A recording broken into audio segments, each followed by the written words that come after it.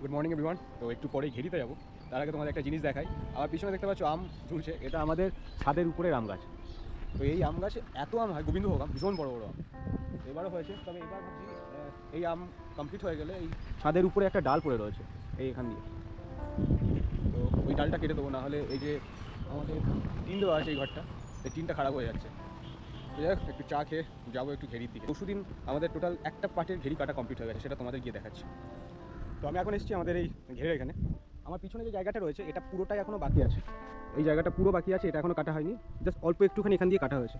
আর আমাদের যে ঘেরটা পুরো কমপ্লিট হয়ে গেছে সেটা তোমাদের দেখাচ্ছি। এই সামনে যে জায়গাটা দেখছো এটা আমাদের না, এটা আরেকজনের। তো এটা দেখছি মোটামুটি কমপ্লিট হয়ে গেছে, ওদের শুধু এই পাটটা বাঁধতে বাকি রয়েছে। এই ঘেরটার পরের ঘেরটা আমাদের।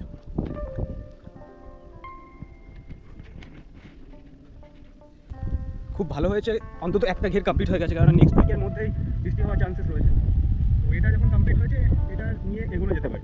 তো এই হচ্ছে আমাদের এই ঘেরটা টোটালি কমপ্লিট হয়ে গেছে, পারফার সব বাঁধানো কমপ্লিট।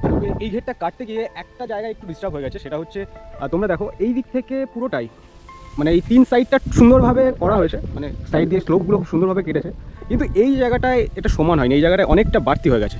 যাই হোক, যারা কাটছিল তাদেরকে বলা হয়েছিল, তো এমনভাবে ওরা কেটে বেরিয়ে এসছে যে মেশিনে আর যেতে পারছে না।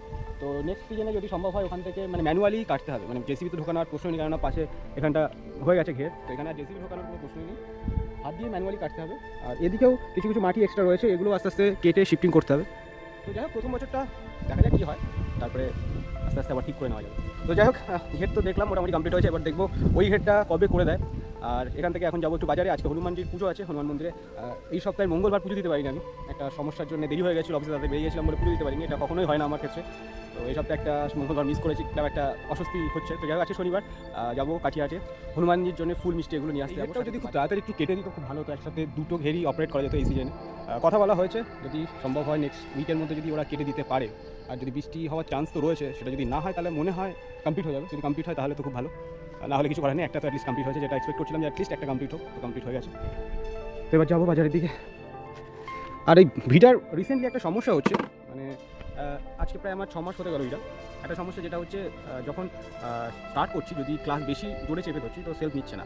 আর এখানে শো করছে ব্রেক এরর বলে একটা শো করছে, সম্ভবত ব্রেকের কোনো একটা সমস্যা, কেন ব্রেকের সাথেই ক্লাস কানেক্ট রয়েছে, মানে ব্রেক প্লাস ক্লাস একই সাথে।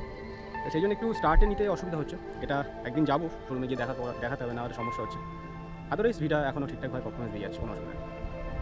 হনুমানজির মন্দিরের জন্য পুজোর ফুল মিষ্টি নিয়ে দিয়েছি, এবার বাড়ি থেকে যাচ্ছি। লাড্ডু দিয়ে হনুমানজির পুজো এখনই শেষ করলাম, আর হনুমানজিকে সাজিয়ে কেমন লাগছে সেটা কমেন্টে জানিও। দেখা হচ্ছে নেক্সট ভিডিও, টাটা।